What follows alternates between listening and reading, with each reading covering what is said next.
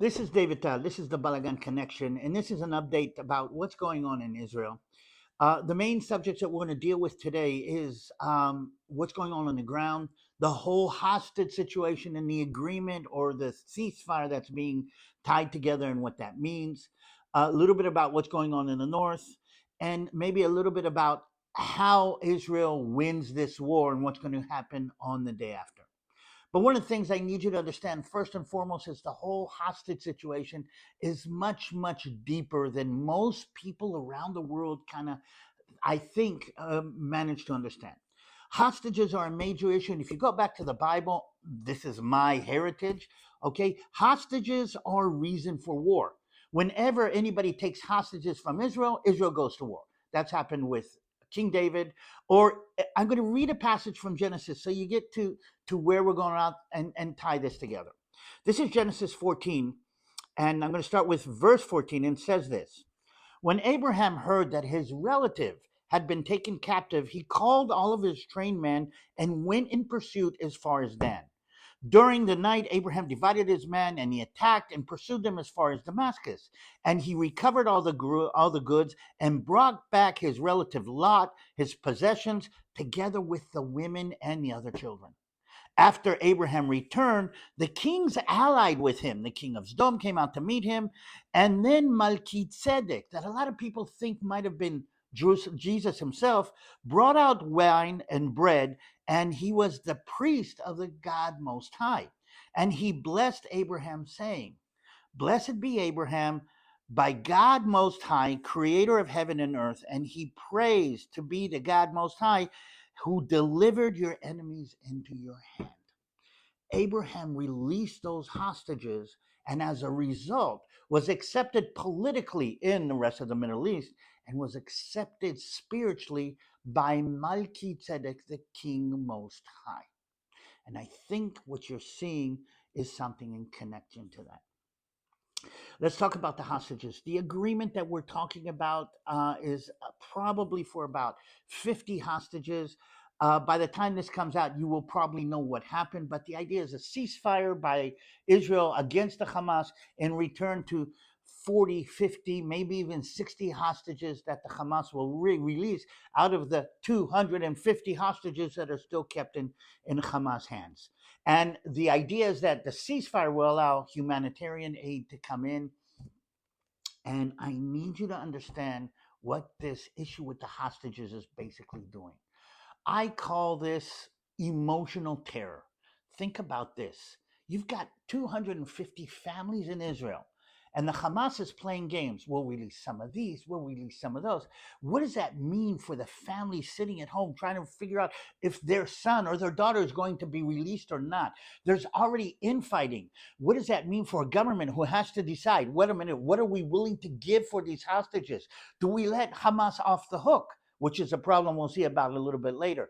How long? I mean, what is it? What is the life of an Israeli hostage worth in political or military terms? Do you understand that even the debate about that is tearing us apart? The debate about that is your children going to be released or is your child is going to be released? Some of the hostages have dual nationality. So do you release the American hostages? What does that mean to the Jewish hostages, the Israeli hostages that are left? And the final thing, I mean, only civilian hostages? What about military hostages? And you understand that even that is emotional terror.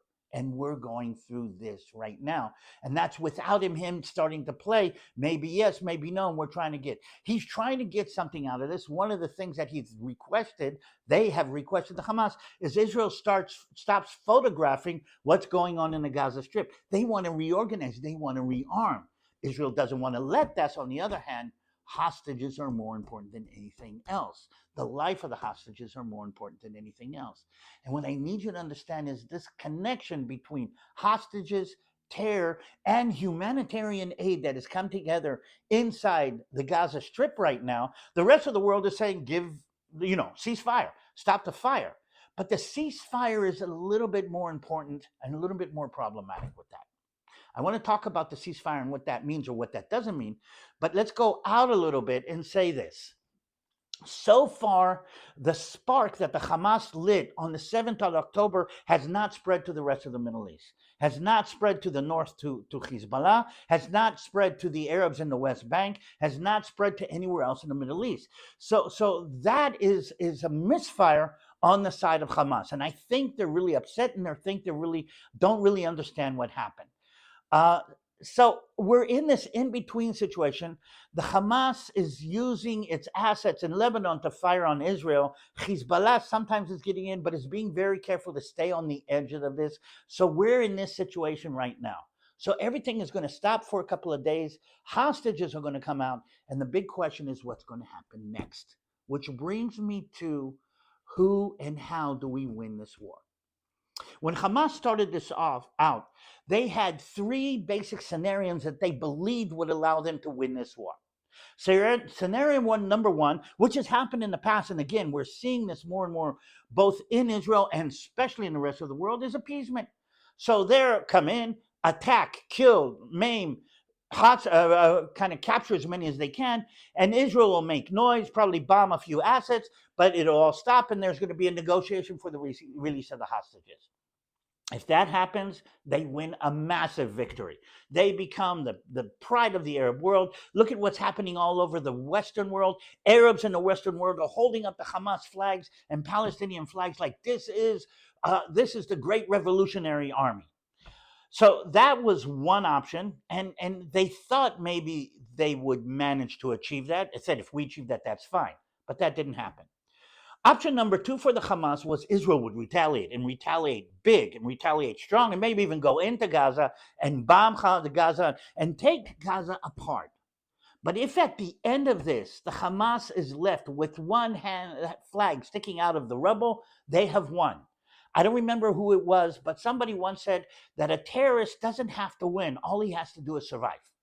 And if he survives, he's won, basically. And the Hamas is saying, we need to survive this. And the thing is that in a culture that death is as accredited and as celebrated as the Hamas, the Muslim culture, it doesn't matter how many die. It doesn't matter what breaks up. I mean, all of 90% of the Gaza Strip can be dead. As long as Hamas is standing up, they believe that is a win for them. The third option was, even if that happens, is the whole Middle East explodes. If the Hezbollah gets to it in the north, and then Iran gets into it in the south, and the Houthis get into this, and the rest of the world kind of... So the Hamas believes that it has won a strategic. If they can survive the first actions, the rest of the world, the Arab world, will rally behind them, and they will achieve this strategic victory. All three of these options, the Hamas comes out on top. The fourth option is what they didn't take into consideration. And they didn't take into consideration is that Abraham went all the way to the other side of the world to release his hostages. And what's happening now is Israel is going to go all in into the deepness of Gaza in order to release those hostages. Hostages is like putting a red cloth in front of a bull to the people in my society. And this is what's happening now. And I think everybody is kind of surprised. I think they're the ones that are surprised. They couldn't understand how Israel has pulled out all stops in order to release these hostages and to make sure that something like this never happens again. So we're going back to the two objectives of this war.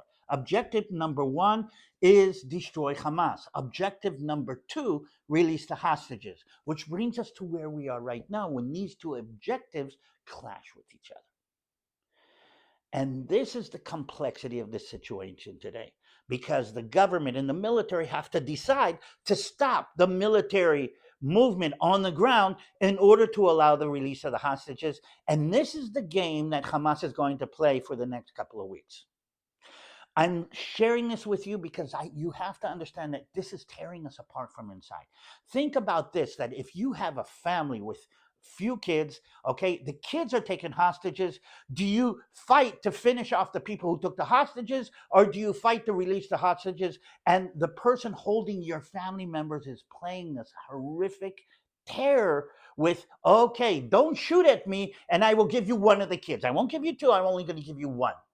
And that is the way this is being fought today. I need you to understand this. I need you to understand the complexities of this. And I need you to understand something else. If you go back to what we start, Israel has put a pause, and it looks like they are going to put a pause for a couple of days on the fighting in order to release as many hostages as we can. But if we don't go back to fighting, all of these hostages and all of these people have been killed for nothing. And let's tie this in together in one last thing. And I need you to kind of get this deeply so you understand who we are. Okay? We are not fighting to kill Palestinians. We're fighting to finish off Hamas. It is sad. It is terrible that people are getting killed in the process. But that is war, and it's happened in the past. It's happened in the ancient times. It even happened in World War II, where innocent people were killed in order to take out the deep, entrenched, rooted evil that is in different places. Nazi Germany would be one instance, but Gaza and Hamas is another instance of evil that has to be rooted out, and people will be hurt in the process. The thing is that if we stop now without rooting out that evil, all the people that have died, both on the Israeli side and the Palestinian side, have died for nothing. This is profound. If we do not finish off Hamas, all the Palestinians that have been caught in this crossfire and used by Hamas as shields, and all the Israelis, including soldiers that are dying, have died for nothing. Israel has to finish off Hamas. I need you to understand that, and I need you to support that. I need you to support that politically. I need you to support that financially, and I need you more than anything to support that spiritually. This is what it's coming down to. So Israel will probably ceasefire for a couple of days. The whole world is going to go berserk. But when Israel turns on the fire again, that is when the battle for Israel again will be taking place. I'm sharing all of this because I need your help. We need your help. Support Israel. Tell your congressmen, tell your politicians, tell the people that listen to you that it's important for Israel to finish this all the way, to take it all the way to the end. Support financially. Okay, Israel needs financial aid. Our economy is closed down. The believers in Israel need financial aid. The soldiers in Israel, the families that have been moved out, the family that's living in my apartment right now have been moved out. They need your financial aid. We need your financial aid. I mean, I'm not working, haven't been working now, and I don't know when work is going to turn back on. But more than anything, we need your spiritual support. This is a spiritual war to delegitimize Israel and everything that Israel needs to do. And if you do not support Israel in this, and I'm hearing even people from inside the Christian community saying, ceasefire, this should stop. No, because if we stop now and do not root out this evil, do not take out this cancer, all the things that have been done until now are worth nothing. This is what I need you to kind of put in your mind. And when people yell ceasefire, ceasefire, understand that the ceasefire is stopping the treatment for the illness in the middle. And everybody knows how terrible that is. This is DaviD TaL. This is why I need you to understand this. This is the Balagan connection. Pray for us. Pray for the soldiers who are inside during the battle. Pray for the hostages. Some of them will be released, but pray for those who are going to watch somebody be released and be stuck inside. Pray for the family of the hostages who are waiting right now to hear if their son will be released or not. Pray for the leaders who are making these decisions. I don't support all of them. I don't agree they're all the right, but they're the ones making the decisions. And think about having that kind of decision on your shoulder to make. Pray for the people of Israel who are actually fighting this war. Pray for the people of Israel who are watching the world be quiet about what happened to us. Pray for the peace of Jerusalem.